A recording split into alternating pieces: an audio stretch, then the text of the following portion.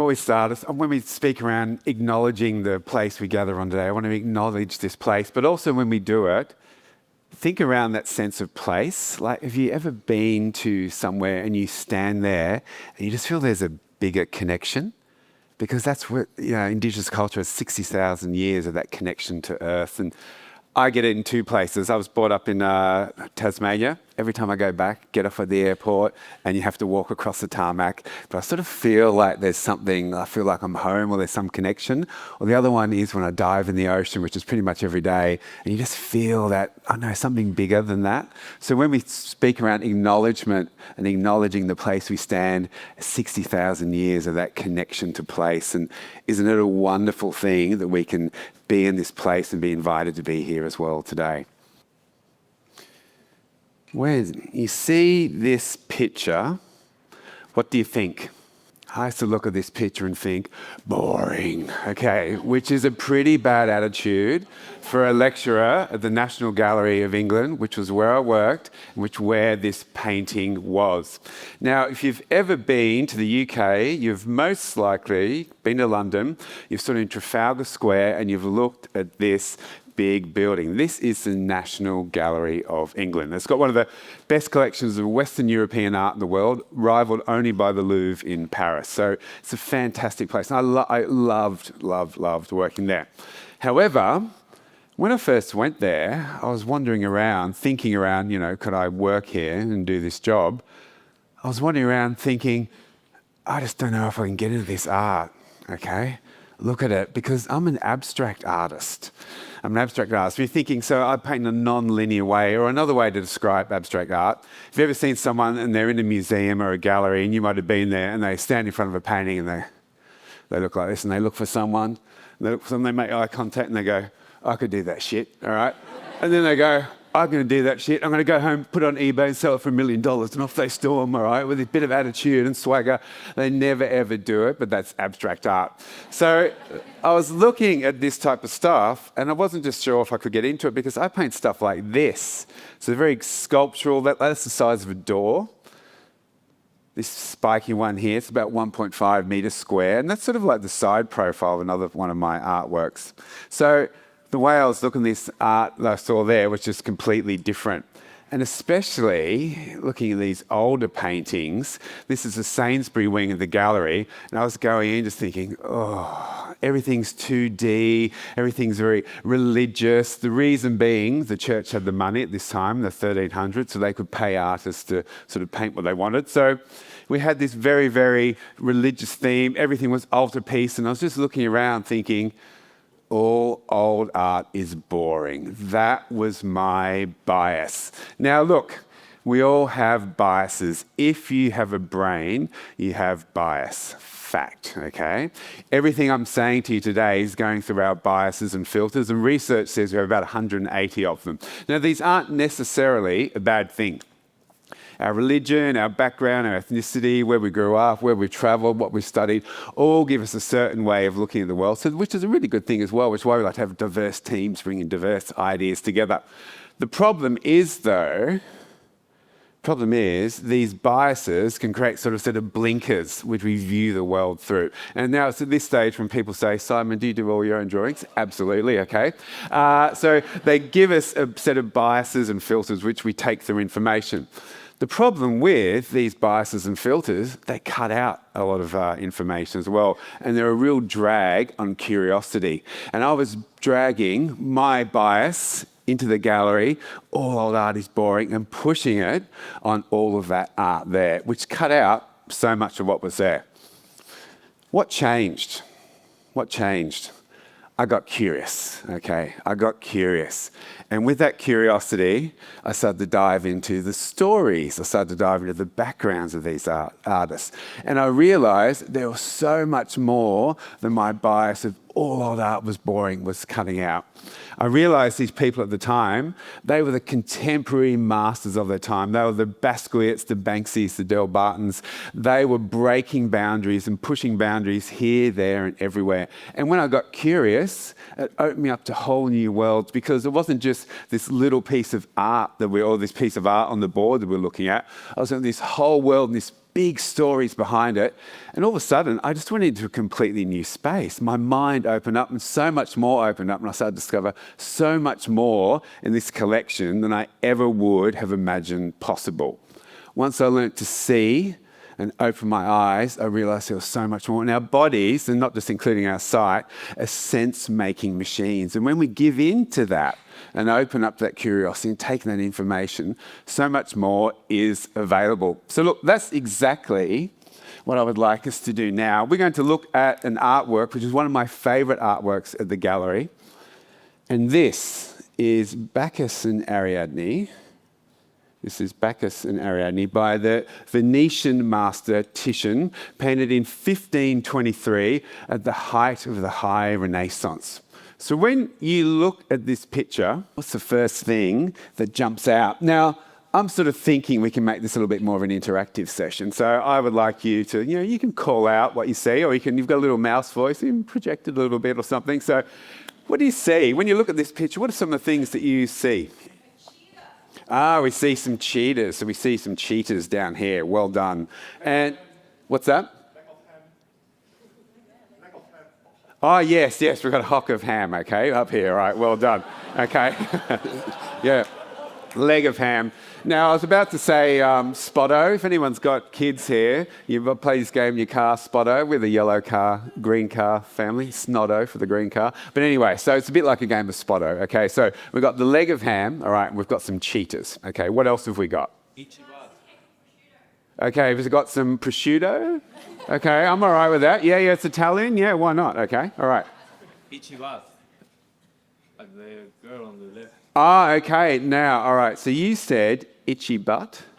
Okay. Now, that normally comes up a bit later because I looked at this picture for 20 years. I'm looking at it for 20 years. And then someone recently said to me, well, she's obviously got a big wedgie going on there. And I'd never seen it. Okay, so she's got an itchy butt. Thank you. Okay. Possible. All right, possible itchy butt, let's say. What else can we see? What else can we see? All right, so we've got snakes. Okay, all right. We've got snakes here around this guy. We've got sort of animals. Okay, now have a look at who do you think's the main character or characters in this picture? The child. Okay, so this is good. There could be the child down here, the centaur. Half man, half goat sort of, vibes going on down there, okay? As it used to be in Greek mythology, all right? Who else might be one of our main characters? The one throwing the rock. Okay, the one throwing the rock. I mean, he already threw it. This one here, do you think? Okay, yeah, that could be our main character as well. Who else could be a main character? The guy with the snake. The guy with the snake, all right. Now, someone said to me recently, that looks like Jason Momoa. Hubba hubba, okay, all right. Once you see it, you can't unsee it, okay? Now, all right. What's that? Yes, it could be this lady in white over here as well. This one here, okay, all right. This one here as well. Now, this painting has so much detail in it, okay? We have multiple things happening at once. And Titian, the artist at the time, there was like almost a bit of beef going on amongst the artists of that time. So this was almost him sort of projecting to the world, hey, Donatello and Raphael, which is actually the people he was sort of, competing against, look what I can do. So he crammed so much into this picture. There's a bit of a way of sort of showing off, I've arrived and look at my skills as well. So what we're going to do is unpack what we can when we've got multiple things. Now, firstly, he made all of these characters have meaning. So all of them have a whole lot of detail. And the fact we're looking, there could be multiple main characters as sort of part of his narrative and story. So let's, actually, before we go any further, though, what time of year do you think it is? Summer. It's to be summer. They're going to be winter, maybe. Summer, okay, could be summer. I think late summer, because if you look up here, there's a bit of brown in the tree. So we're not entirely sure, but it could be summer. And also, actually, I'll go to this question here. Our two main characters, this person and this person, okay. Firstly, let's have a look at this person here. This person is a god of something. Have a close look at the people he's hanging out with. What might he be a god of? God of war, not the God of war. God of parting. Oh, okay, I heard that. So the God of parting. All right. Now, you're getting closer, okay, because they are parting, okay? And look here, we've got this person on cymbals. We've got, Snake Man lost his clothes and dancing around. This one's got like a ham hock throwing around the air. We've got some cymbals here. This guy down here is dragging an animal's head just for fun. Why not? Hey, it's having a barbecue, okay? This looks like, day 3 of an outdoor rave, okay? Pretty much. So the God of parting, but what often goes with partying? Celebrate, yeah, this is Bacchus. Bacchus is the god of wine, okay? So there's 2 stories going on here, and we've got this mesh and meeting of these 2 stories. So Bacchus is the god of wine. Now, as the story goes, he's just returning from a trip to India, and they're coming back, and look at everyone. They just go around having a fantastic time, okay? Now, all of these characters here, I said, they've all got meaning, and they've all got symbolism, they've all got intent, so they're having a really, really good time. Now, Bacchus has a mentor in this picture. Can anyone spot his mentor? Have a look up here. That's his mentor there, Silenus. Now, Silenus, being a mentor of the god of wine, is always drunk, okay? So he's being held up by this poor little person here, all right, on the donkey. That's his role. Oh, trouble with you, holding this guy up. And look, this person here is blowing a horn right in Silenus's ear, and he's so drunk he just sleeps through it. But, what a great mentor if you're always a bit sloshed and you're the god of wine. So they are parading through the forest, having a grand old time, and all of a sudden, we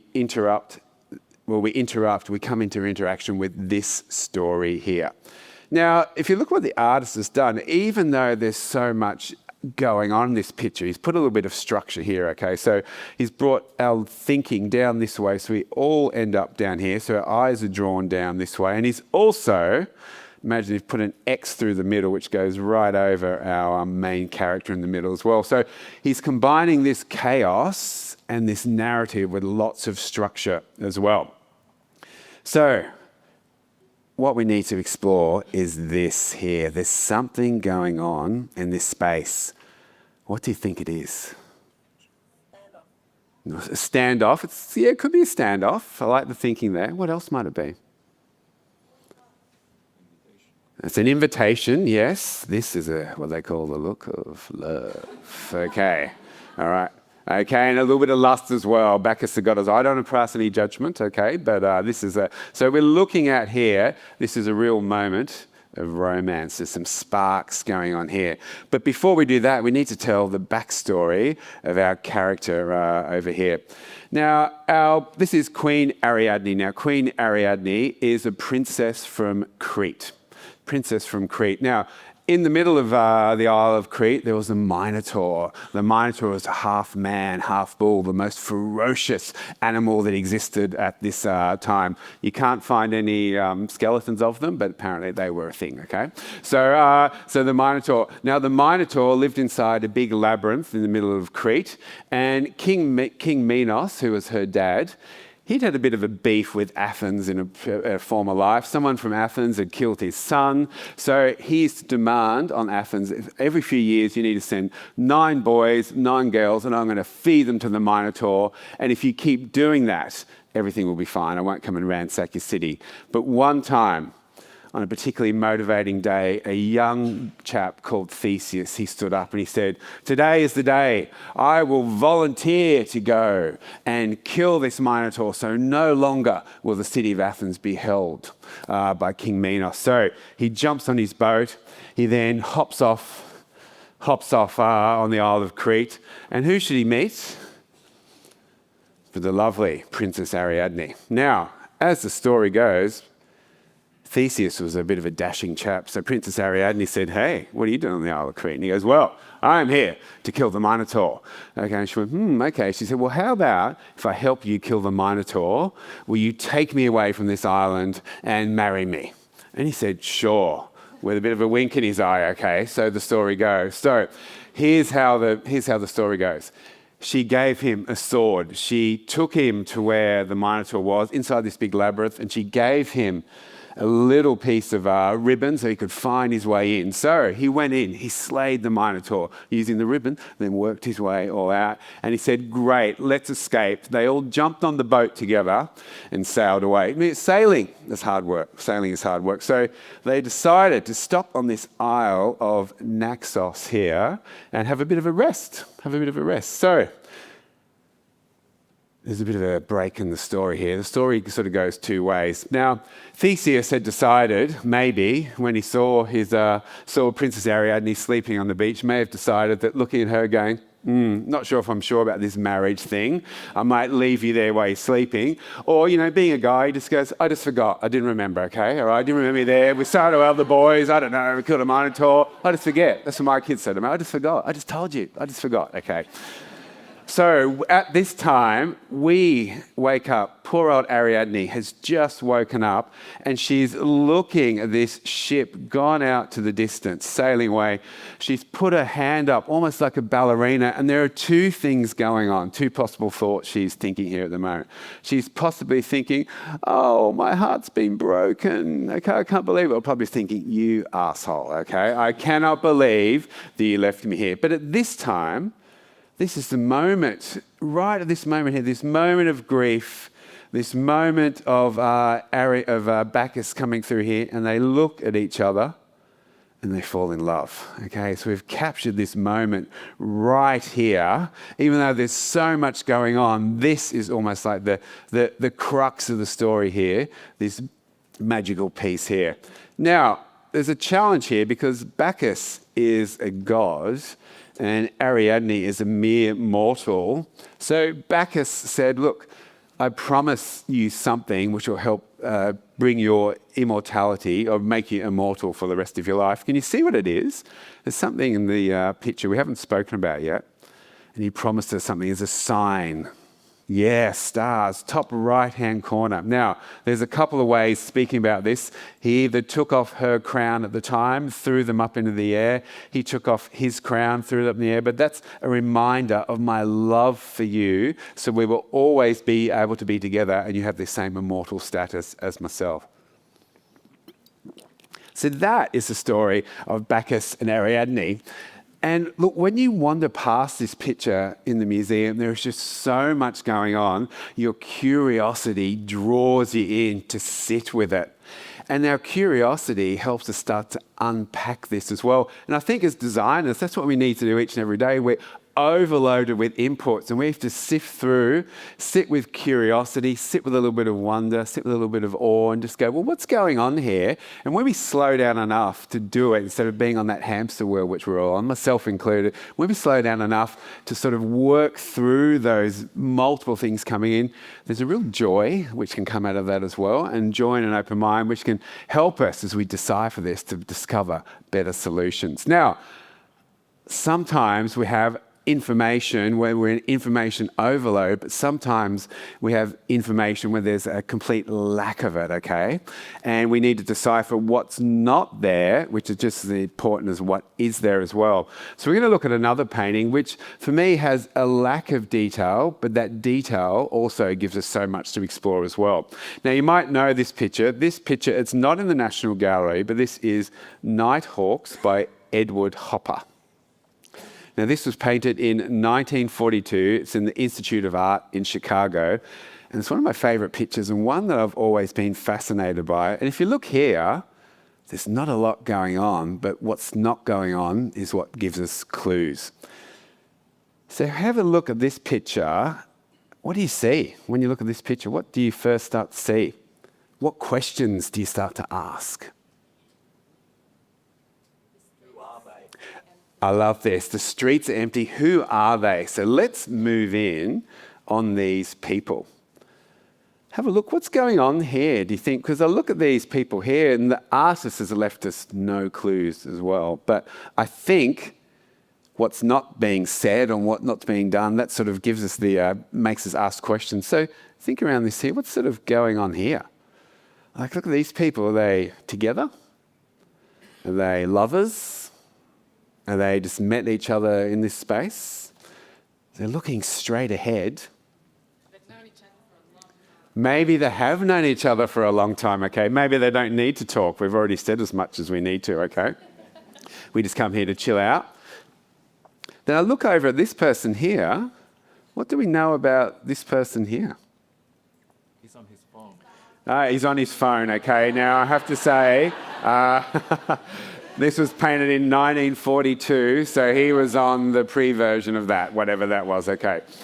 But let's have a look. What clues are there for this person? So he's reading something, okay? He's reading something here. So he's reading something. So he's reading something. What's that? Yeah, coffee at night, okay? There's possibly a newspaper here or something as well. We've got a coffee at night, okay? Okay, but what's he doing? I wonder, what does this space here say about these people? Yeah, he could be spying on them, okay, all right. Okay, and what about this, again, this space here, all right? We're all sort of looking over here. No one's looking up. Who's the only person that's making any eye contact here? It's only this person here, like the coffee server, who's making any eye contact. So he's the only one who's sort of, moving into this space and making any sort of human emotion. And I wonder, if we want to know a little bit more about these people, what question might we ask?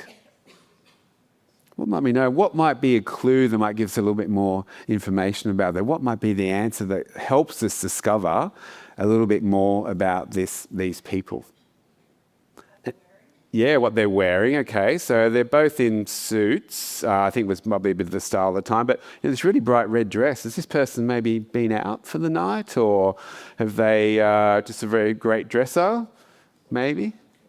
Yeah, that's a great question. What time do you think it is? Now, have a look.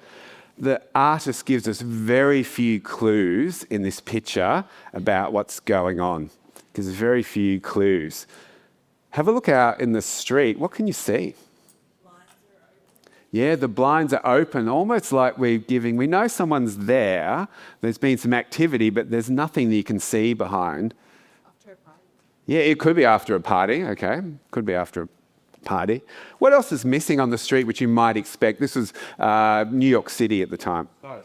Yeah, no cars. Rubbish. There's no rubbish. Yep. There's no sign of anything. So we're left with a lot more questions than answers. But I think that's the joy of this picture. We're invited to look in and be curious and sit in this space as well. Now, what also is not in this image that you might think, and I only noticed it recently, after again looking for many years, what's missing from maybe that cafe? A door. There's almost like there's no way in. So there's a door here. There's a door here. Okay, but I presume that's out to the kitchen. But there's no door. So we're almost like we're invited to look in on these people. Back in the day, growing up in Tasmania, we didn't have much going on. So I used to have one of those little ant farms, and you put your ants in the thing and you watch them all do things. It's almost like that. You're invited to look into this picture and go, oh, I wonder what's going on. Almost like it's been vacuum sealed and that moment is captured. Now, we know there's some shops in the background because over here we can see a cash register just here. But apart from that, there's nothing for us to notice what's going on. Now, in the cafe, I've noticed he's left a little bit more detail, so we can see how much coffee is in these machines. So this one's almost empty. We've got some, clues here. We've got a little bit of activity, salt and pepper or sugar to go in your coffee. We've got some stools, so we know that people would sit there. And we've also got an advertisement for cigars up here. But apart from that, we're just left with these sort of eerie and open questions. And what we do have, though, the other thing which is in this picture is the light. So the light comes from here and takes us out on the street, almost forms this, sort of amazing sort of pattern on the sidewalk as well, which sort of starts to fill in some of that detail. Now, if you're looking at this picture, where do you think you would be looking at this picture? If you're the person standing in this scene, where's your spot? Yeah, it's almost you're in the road looking across to this, trying to understand and make sense of what's going on. So I think it's like a platform for curiosity. The artist is like leaving out the clues so we can look at it and start to ask our own questions and make our own decisions as well. And some of those, some people might think they're having an affair. Some people might be the couple who don't need to talk. They might just be regular friends who meet up there every morning. We don't know. So sitting in that space of ambiguity is a nice thing to have, because I think also as designers, we sit in this ambiguous space all the time. We don't always know the answers. But again, what does work want us to do? Rush to the solution, okay? We want to get there as quickly as possible. That's how productivity is measured. But the ability to sit in a picture and just go, ooh, I wonder what's going on here. So the artist has given us like a canvas to ask questions. And looking at this picture and having more questions than answers, that's not a bad thing as well, because it opens our brain up to new ways of thinking.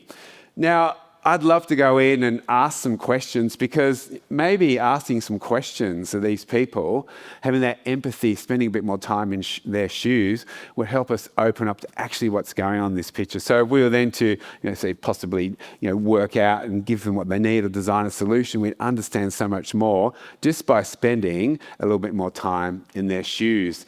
And look, when you think around these two pictures, we're always navigating these spaces, aren't we? There's this sort of grey space or this tension in the middle. We've got multiple inputs coming in. We've got to look at all this information. And then we have one where there's not that much going on. We have to make as much meaning from what we're not seeing as opposed to what we are seeing as well.